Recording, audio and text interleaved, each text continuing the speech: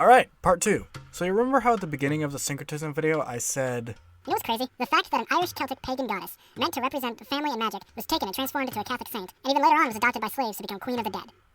Well, now we get to talk about that lovely goddess. Ladies and gentlemen, I present to you Brigitte, Celtic goddess of the Hearth.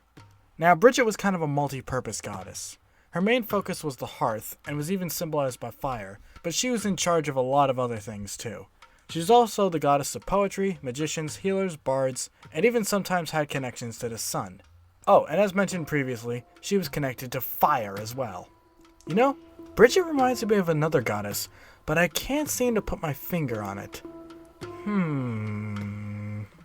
Brigitte was a Celtic goddess of the hearth, but she had other attributes like magic, poetry, and more.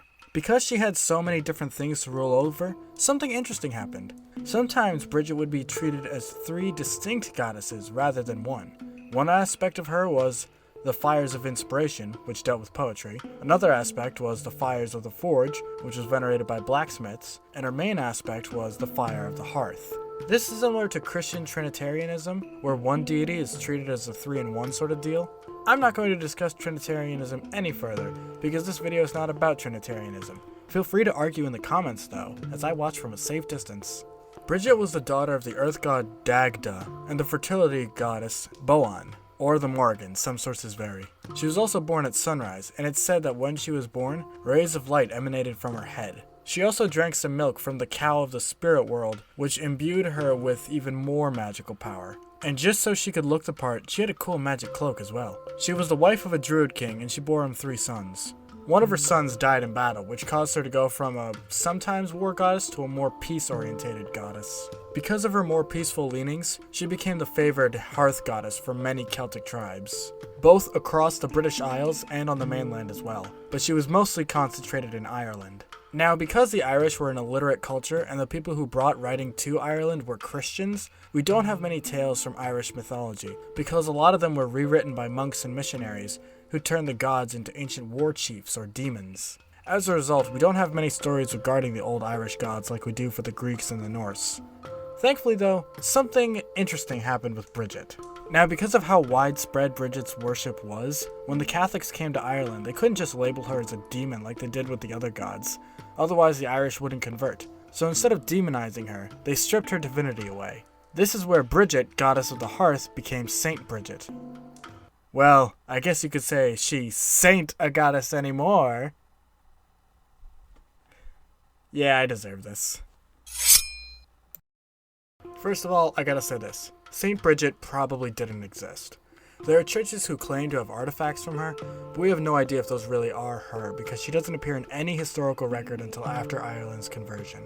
Regardless, I'm going to treat her as if she were real, just to make the story flow smoother. Upon hearing her story though, you'll probably see why most scholars consider her a repurposed Celtic god rather than someone who actually existed. Saint Brigitte was born to a druid king and a Christian slave woman. Because her mother was a slave, Brigitte was automatically a slave from birth. As a baby, she was unable to drink milk produced by druids, so she was given milk produced by cows. Sounds familiar. As a child, she donated whatever extra she had to the poor, and supposedly could materialize food out of thin air by praying. Eventually, her father got annoyed with her acts of charity, and he tried to marry her off. And can I just point out how awful that is? First of all, that's your daughter, dude. And secondly, she can literally make food materialize out of thin air. Why are you trying to get rid of that? Eventually, her father tried selling her to the King of Leinster. As the negotiations took place, Brigitte swiped her father's jeweled sword and gave it to a beggar so he could barter it for food. The King of Leinster saw this and urged Brigitte's father to free her because of how holy she was. Steal from the rich, give to the needy, the ends justify the means, I guess. Her father freed her, and after gaining her freedom, she took a vow of chastity, and she was even ordained by St. Patrick. Yes, the St. Patrick. He accidentally ordained her as a priest though, and when some protested a woman becoming a priest, St. Patrick said, "She's destined by God for bigger things, I guess." Dang, Patrick, that's really progressive for the times. Brigitte then wanted to establish an abbey, so she went to the local king. The king was pagan and said that she could have as much land as she could cover with her cloak. Brigitte then went outside and laid her cloak on the ground, and it grew large enough to cover an area suitable for an abbey. Magic cloak. Sounds familiar.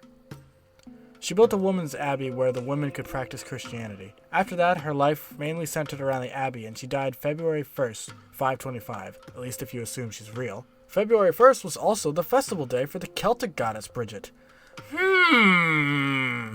So that's the story of Saint Bridget, and you can probably see why people think she's a repurposed Celtic goddess rather than an actual person.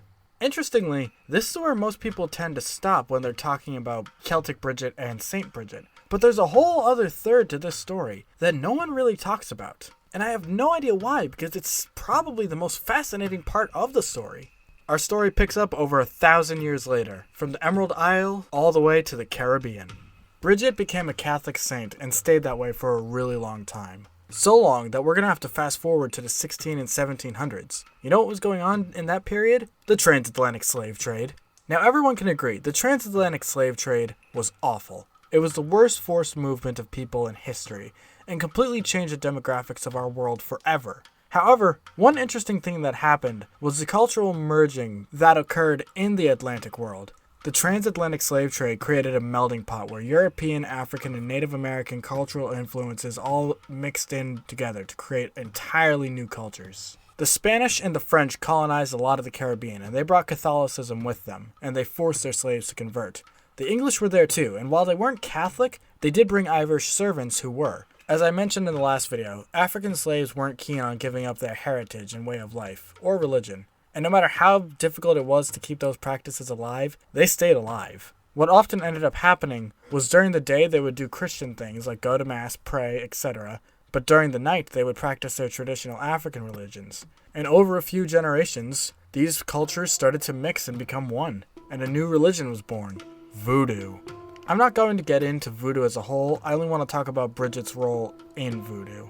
She was called Mama Brigitte, and she is the wife of Baron Samedi, who, if you don't know, is god of the dead. Brigitte is also the only white god in Voodoo, and she kept her Irish look of pale skin and ginger hair. Unlike her Celtic and Saint counterparts though, who are quiet and reserved, Mama Brigitte is loud, explicit, and just like her husband, she's a party animal. She, along with her husband, are the ones who guide souls to the afterlife. Though it wouldn't surprise me that she goes to guide them if her husband had too much to drink. Hey, that's just Baron Samedi for you. The dude is a mad lad. Brigitte was also deemed as the protector of women. When a woman is buried in a new cemetery, they dedicate the grave to Mama Brigitte so she would guide their soul to the afterlife. If she catches someone disrespecting the dead, there will be hell to pay. She also plays a hand in love as well. Women would often call upon Mama Brigitte to prevent their partners from cheating.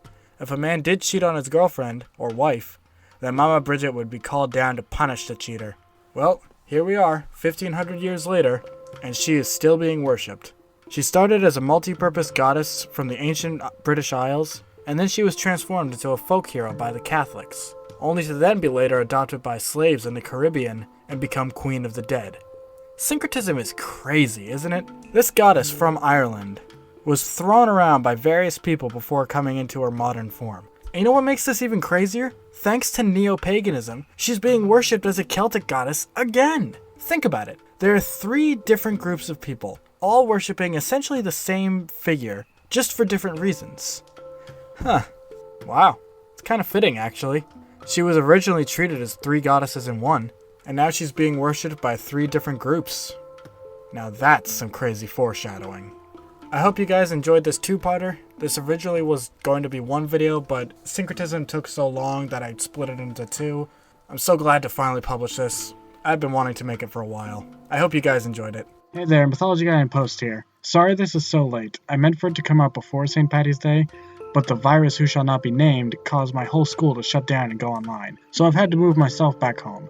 It's been a very stressful time for me, but as well as everyone else out there. I hope you're all staying healthy. I'm so glad to finally get this out. Thank you so much for watching. Leave a like if you enjoyed, subscribe if you want to see more, and have a good one.